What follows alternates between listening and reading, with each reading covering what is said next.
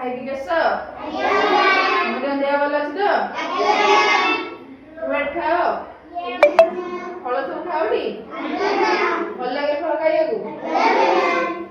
ସବୁ ଆଜି ତାହେଲେ କଣ ଆମେ ସବୁ ଫଳ ବିଷୟରେ ପଢିବା ହେଲା।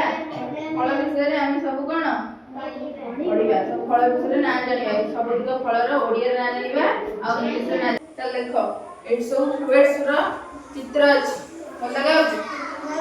ଦେଖାଉଛ ଠିକ ସେ? ଏଇଟା କଣ? ଇଂଲିଶ ହେଲେ ଆପଲ୍। ଏଇଟା ଇଂଲିଶ ହେଲେ ବାନାନା। ଏଇଟା କଣ? ଡାଳିମ୍ବର ଇଂଲିଶ ହେଲେ pomegranate ହେଲା। ଏଇଟା କଣ? କମଳା। କମଳାର ଇଂଲିଶ ହେଲା orange। ଏଇଟା ହେଲା ପିଜୁଳିର ଇଂଲିଶ ହେଲା guava। ସପୁରୀ। ସପୁରୀର ଇଂଲିଶ ହେଲା pineapple ହେଲା। ଏଇଟା କଣ? muskmelon ହେଲା। ଏ ତରଭୁଜ ଭଳିଆ ଏ କଣ? ଖରବୁଜ। ଆନା ହେଲା ଖରବୁଜ ହେଲା।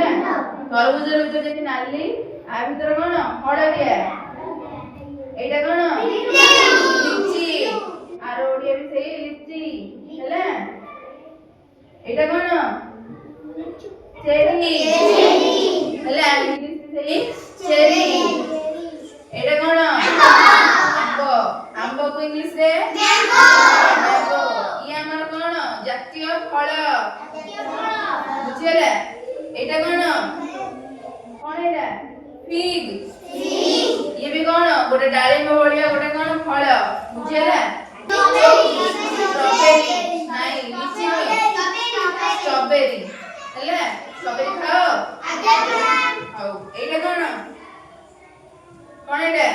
ପିଚ୍। ଆର ଓଡ଼ିଆ ହେଲା କଣ? ସେଉ। ଦେଖିଛ ସେଉ? ସେଉ ପ୍ରଜାତିର ଏଇଟା ଗୋଟେ ହେଲା। ଆକୁ ବି ଖାଇବା କଥା। ଏଇଟା କଣ? ଲେମ୍ବୁ। ଲେମ୍ବୁ ୟାକୁ କୁହନ୍ତି ସୁଇଟ୍ ଲାଇମ୍। କଣ? ଲେମନ ଖାଇଛୁ? ଲେମନ କଣ? କାଗେଜି। ଇଏ କିନ୍ତୁ ହେଲେ ସୁଇଟ୍ ଲାଇମ୍ ମାନେ ମିଠା ଲେମ୍ବୁ। ଏଇଟା କଣ? କଳା କୋଳି। ଏଟା ହେଲା ବେରି ବ୍ଲାକ୍ ବେରି ହେଲା। ଇଏ ବି ଗୋଟେ କଣ? ଅଙ୍ଗୁର ଭଳିଆ ଜିନିଷ। ଏଇଟା କଣ? ଆତକୁ ଇଂଲିଶରେ କଣ କୁହନ୍ତି? Custard apple. କଣ? ଏଇଟା ଅଙ୍ଗୁର।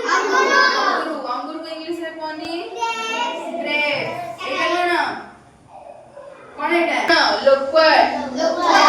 ଏଇଟା ହେଲା ଲୋକର ଗୋଟେ କଣ? ମାନେ ଜାପାନ ଫଳ ହେଲା। ବାହାର ଦେଶର ଫଳ ଏଇଟା।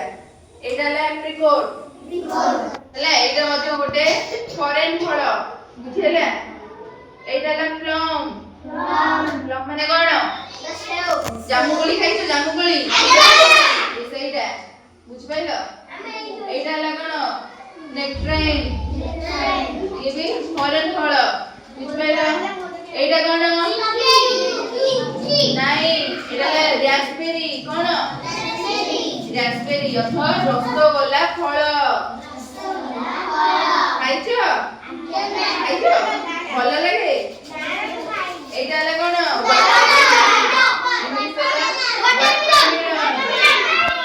ଏଇଟା ହେଲା କଣ? ଭଣ୍ଡା। ଆର ଇଂଲିଶ ହେଲା ପପେୟା।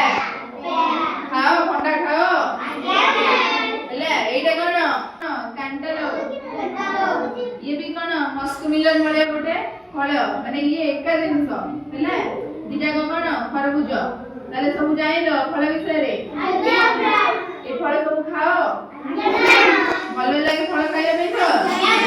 ତାହେଲେ ଫଳ ଖାଇଲେ କଣ ଭଲ? ଫଳ ଖାଇଲେ ତା ଦେହରେ ବହୁତ ସାରା ପ୍ରୋଟିନ